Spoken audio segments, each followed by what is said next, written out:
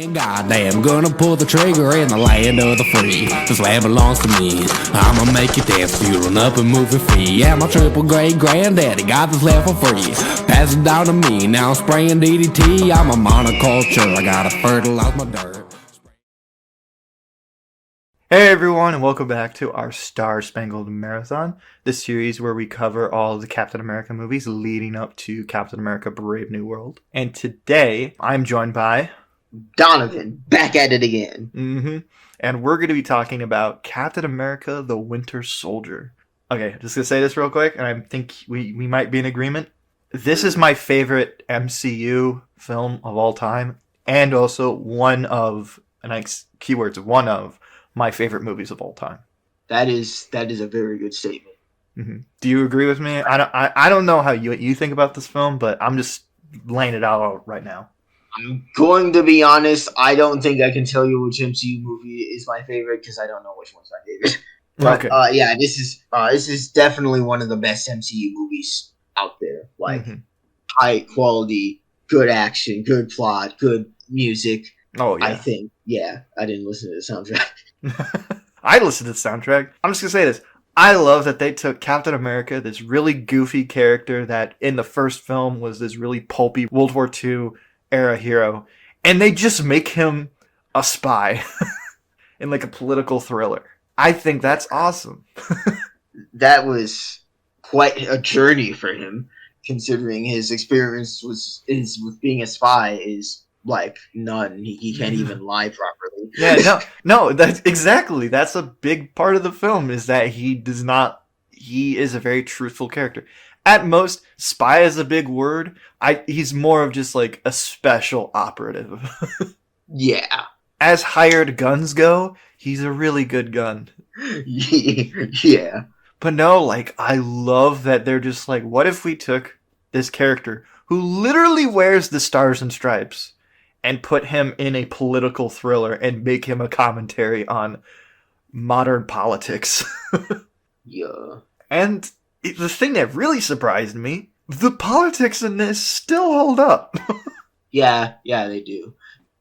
We still have issues of like trust and faith in government overreaching and being too invasive and being like, hey, what you doing over there? Oh, this? Gun to your head. Just the other day, I was listening to the news and someone was talking about peace by force. And I was just thinking, you literally mean putting a gun to the world's head and calling it peace. Yes. And I was just like, holy shit, this is, from a Captain America film, nonetheless, that is nuts to me. Yeah. I don't know if you want to talk about that at all, but that is crazy to me. That, like, this goofy-ass character, put him through all of these things and show, like, the true, like, Steve Rogers' Captain America will always be what I think America should be like, if you know what I mean. Yeah, I know what you're saying. And I don't mean white. No. What I mean is literally putting your life on the line to help other people out, to look out for the little guy, and to basically say screw you to people who are going to take away your freedoms. Because that's what he's about. He's about freedom and about what does it mean to be free. And if you're just going to have people telling you that you're safe and having a gun to your head the entire time, that's not freedom. That is tyranny. That is being afraid. That is basically being a dictator and cruelty. And he's not about that. And that's what I love about this film. Yeah. I kind of want to hear your thoughts on all that stuff, but if you don't want to talk about that, we can move on. Oh, no. Honestly, what I like about the movie is it feels like he's fighting the same war, but with a different style. You know, the first movie, he was fighting the war head on, you know? With guns, he had a group of friends with him. They were going all blah, blah, blah, boom, boom, boom. Punch the Nazi in the face. You know, World War II explosions and shit. Yeah. Flash forward to the modern era, or at least like 2011 or something like that. 14. 2014. I don't know what a year is. And the war is completely different now. Instead of an face-to-face war, you're going up against a ghost, a concept. That's the war. You're facing the concept. Huh. No, and you're right. it's everywhere. It's where you least expect it. It could be anywhere. It could be here. It could be there. It could be And you. it could even be me. No, I like your idea of like he's literally fighting a concept. Yeah. I didn't even think about that. Yeah, that's the Winter Soldier in this film. Well, spoilers. Bucky, for most of the film, is just this concept of like this secret thing that works in the shadows and influences how things go, and you can't really fight that. I mean, he does, but in the only real American way, with 2 fists and a shield. Yeah. But no, I really like that idea of like, yeah, he's fighting concepts that he has no, like, he was not prepared for this kind of stuff. Yeah. Just able to follow along using his gut instincts and Black Widow. And Falcon. Sam Wilson. And Falcon. We'll get into him in a bit, but I'm just saying, like, that is considering where we're leading to with all these movies, that's a pretty big deal. Yeah, definitely. Can't forget about Falcon. Mm-hmm. Yeah, before, like, when he was fighting Nazis, he had, like, America's support because they were the enemy. Those were the big bads. We're not like them. And in this film, it's like, yeah, after the war, we recruited a lot of them. Yeah, we really did. In film, yeah, we recruited that one, the tiny dude. I forgot his name. He's a big comic book character. I forget his name all the time. I don't know either. Toby Jones. Computer. His name is Toby Jones in real life. The actor's name is Toby Jones. I'll put the name here in this comic book look, but no, yeah, they kind of compare him to like how in real life we recruited a lot of Nazis for the space race.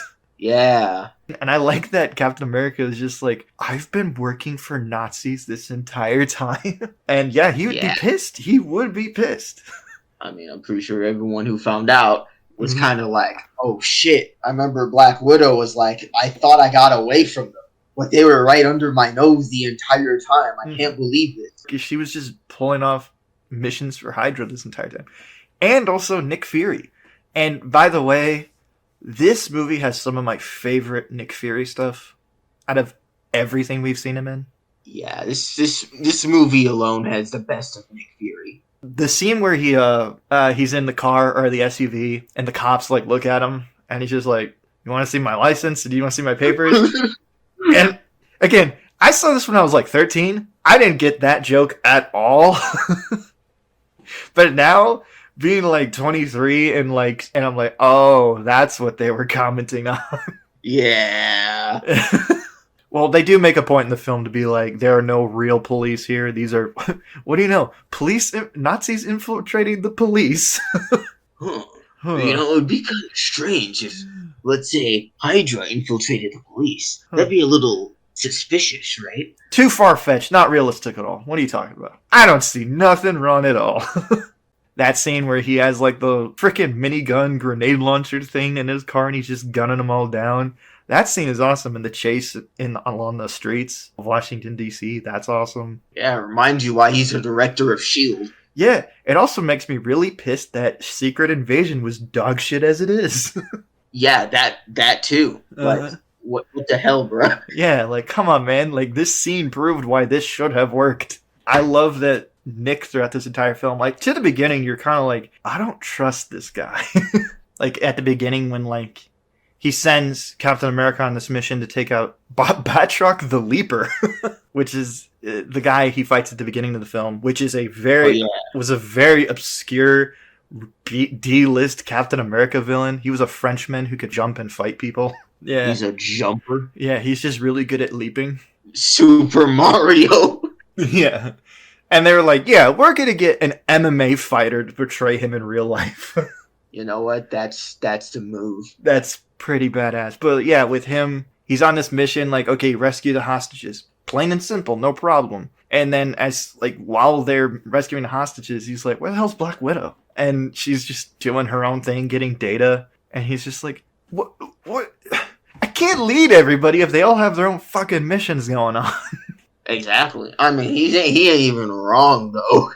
No, yeah, he's just like, dude, I can't lead a mission correctly if not everybody's on the same plan here. Like, it's crazy. And to be fair, Nick was right in the end because he was the one who hired those guys. I think so. You think he was actually the one who hired them? Because in the film, they do say that even though Hydra finds out what he did hire Batroc to kidnap those people, or maybe just to take over the ship so that he can have his strike team come in and he can send Black Widow in to get the data, because he really just needed the data that was on that ship. And then when they found out what he was doing, they basically caponed him, checked all the receipts. Yo. Found oh yeah, this was at his old address where all this came out of.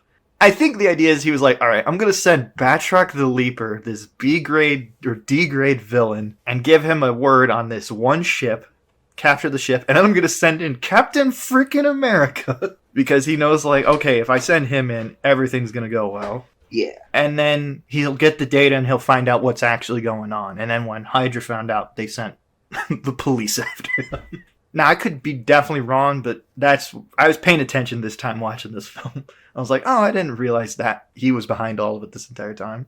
Yeah, I didn't put it together like that.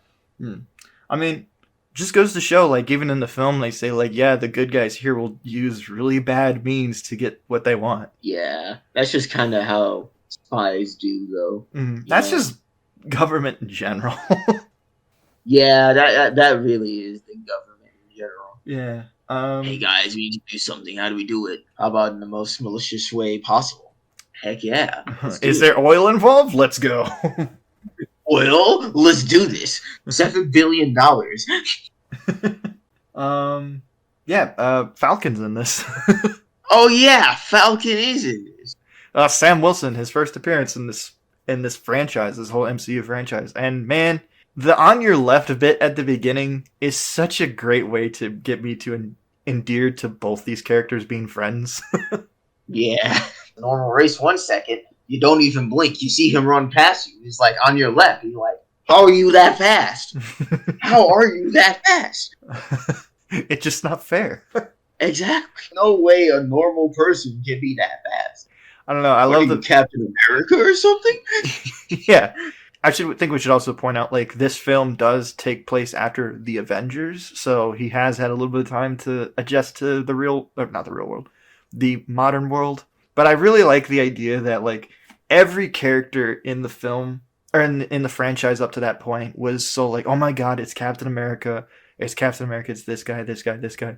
And Sam Wilson is the only one that, jokes with him and, treats him with, respect as a soldier. You know what I mean? There's the beginning part where they talk about how many tours they've done. Falcon at this point was in the Air Force. He lost a good friend, and they're just shooting the shit, talking.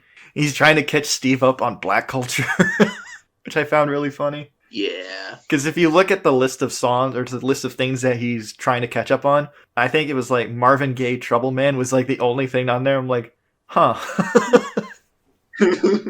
But no, and then there's that scene where Cap or Steve, he goes to meet up with Sam, and Sam is genuinely leading a lecture and trying to help people cope with PTSD and being back home, and which is an element of the character they rarely bring up, except for in Falcon and Winter Soldier, which I really like, that he's a doctor pretty much. He has training in the field of how to help someone through PTSD and work with them.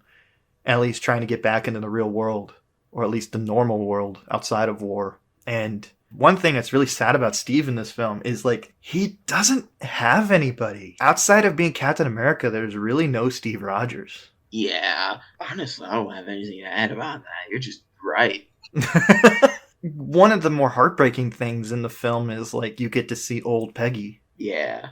And she's has dementia or something, and it's heartbreaking because she's the only one that's left that he really remembers, or that was from that era. Everybody else is either dead or just dead. Yeah, that'd be it. Dead. Dead or really dead. But yeah, it's just sad for him, and he has nothing to go home about, so that's why he's always gung-ho about going on these missions. And even he can't even really enjoy normal life because he's Captain America, so he's also this military celebrity. Yeah. You know, just imagine you want some coffee and the barista is like, "Oh my goodness, it's Captain America! The Avengers here, guys! Come on, let's get some photos." Uh-huh. I mean, Sam does respect all that he has done, but he treats him as a person.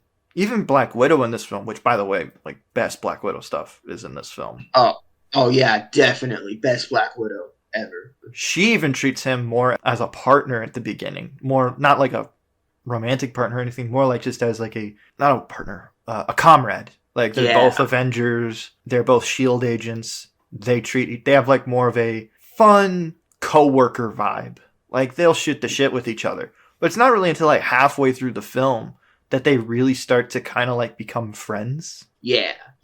And just realize like all of the mistakes that they have led. Like, because one thing I really like is that Black Widow has this wall up of like, no one can trust. I can't trust anybody. No one wants to trust me except for Steve. He trusts her with his life. And she just can't see that. Like, she just can't. It doesn't compute with her. It's just like, what are you talking about? Like, I'm the Black Widow.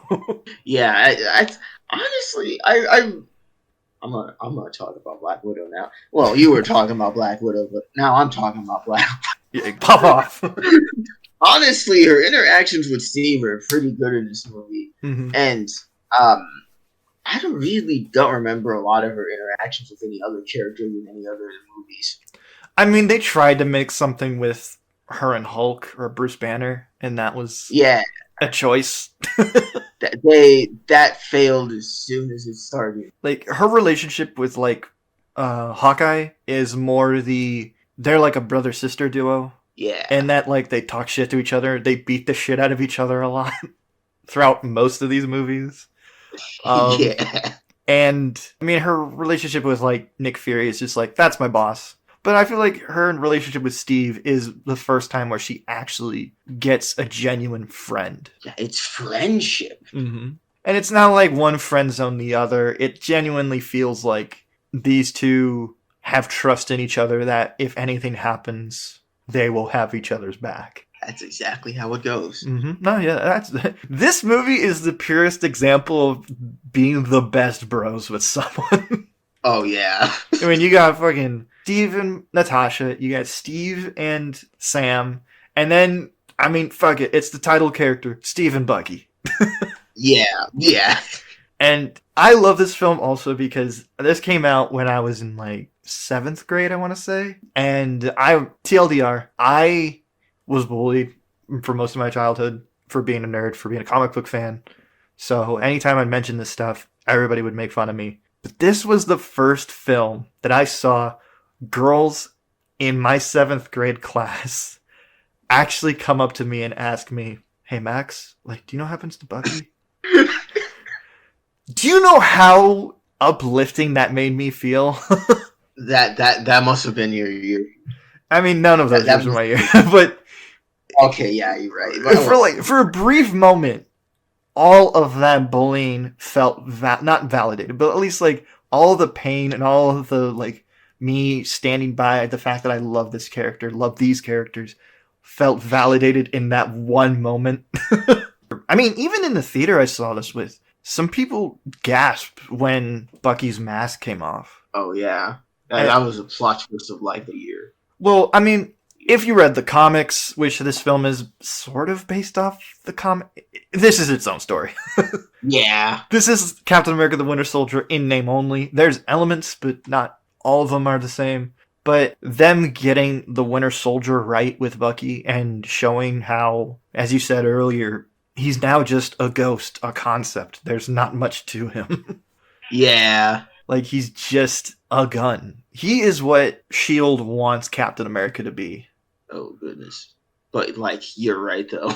Yeah, I mean, down to the fact that they both have stars on them. Yeah. Like, and, oh my god, like, just real quick. And I know this is going to be a longer video. But the action in this movie, oh, moi. The action in this movie is, like, I was going to say the best out of all the Captain America movies, but Civil War... Civil War. Okay, Civil War has great comic book action, in my opinion. Yes. it's like comic books come to life in the best way possible. This film just has great action, period. Like, it's great. Yes. And it still has, and it's not afraid to be comic booky at all. Like, it's a dude with a shield. And they do cool shit with it. And the behind the scenes that I really liked is that, like, with Captain America in this film, in the first film, he's just a guy who just throws haymakers. And in this film, he's doing flips and kicks and all sorts of ninjutsu, like MMA shit. He's genuinely a good fighter. And one of the things that I really appreciated about, like, them doing that is, like, one, it makes Captain America, like, really freaking cool. And the action scenes with, like, this one at the boat is really good. The one in the elevator is incredible. Oh, yeah, that elevator scene is, like, that's one of the scenes of all of Marvel. Yeah. I believe that was the first scene they showed people at Comic-Con to be like, oh, yeah, we're making another Captain America movie. And when people saw that, everybody was like, that's the film I'm waiting for. Yeah, that it would. And then I think my favorite to this day that I still watch just for fun is the scene on the street between Captain America and Winter Soldier. That fight is incredible. Like, yeah, oh yeah. That fight was beautiful. It's shot well. Even though it's really quick cutty action, you still can follow what's going on. The genuine, like, CQC, like, close quarter combat shit is handled very well and done by I almost said Steve Rogers. Chris Evans very well. And Sebastian Stan. Oh yeah, him doing the little knife flip, like throwing the knife up in the air, grabbing it so that, like, he can stab at him more. That was awesome. Yeah, that fight scene was just Yeah, and I'll say this. I know it was a big detraction to just go back to just the moment when the mask comes off and Bucky be revealed is a genuinely good reveal, because if you did not know that twist, that just comes out of nowhere. Oh yeah, definitely. I mean, they set up the idea of him losing his friend Bucky towards the beginning of the film, but, like, other than that, like, him just being in this movie at all just adds this, like, heartbreaking element, because not only does Captain America have to fight up against, as you said, the concept and the idea of, like, it's this government and this shadowy organization that's like, how do we defeat this? Now he's fighting his brother. Yeah, that. And that's a sad thought, too, of, like, if you want to go into more political element, that of, like, brother fighting brother over political disbeliefs. And the idea of one being brainwashed. Like, damn, man. There's so much we have to say about this film. Well, I mean, it's a great movie. What do you expect? Like, it's kind of interesting to see, like, how little of actual interaction you do see with Bucky in this film. Like, compared to, like, how big he is in later films. Yeah. I mean, the film had a lot to do. Because it's not just the Winter Soldier. It's also Hydra. Yeah. And, I don't know. I mean, I love the ending. I mean, they fight each other for a bit. And then, once the deed is done and they got all the helicarriers firing at each other, he's just like, I don't need to fight you anymore. You're my friend. I want my friend back. Like, you don't need to fight anymore. It's just so incredible.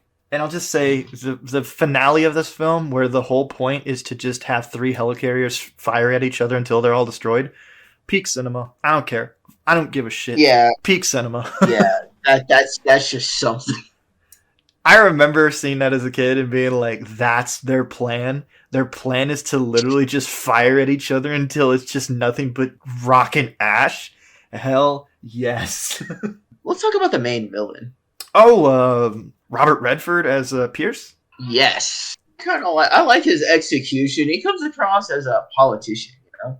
Very sneaky with his words and whatever the hell he wants, which is currently the world. Yeah. What do you mean? A blonde politician trying to take over the world being very shady? Huh. It's probably just dreamed it up or something. To be fair, this film did come out in 2014, so I'm just really pulling at straws here. The character even played by Robert Redford to begin with. Like, Robert Redford is, like, a really well-regarded, like, not only actor, but a director. And to get him for this film is crazy. He created an entire film festival, the Sundance Film Festival, and he's in a Marvel movie. That's crazy to me, just to think about all that. Like, And I bet he was just like, the script was good and the check was fat. Check was dummy thick. But hey, man, like, he's great in the film. As you said, he plays like a great politician, kind of like sneaky politician character. Yeah. Who turns out to be a Like, Nazi. you can vaguely tell he's kind of sus. And his reveal with his meeting in with the Winter Soldier was like, damn, it really do be like that. Like, you can tell it was gonna come sooner or later. But like, damn, he really is that guy. Him killing his like Hispanic cleaner. Yeah, he did not have to do that. No. All he had to do was just say you didn't see anything. She would have complied. Yeah, you could tell. I don't know. He does a really good job in the film, and I just think like, it's crazy to think that Robert Redford's in this film. But he's good. He's very good. But no, I do think he's a great villain. As like the now new face of Hydra, it's interesting. It's interesting because he just looks like your uncle, or like, well, maybe not your uncle, but my uncle. I'm sorry. Hold on a second. Oh, one thing I do have to say, I really like that Price of Freedom speech. Oh, yeah.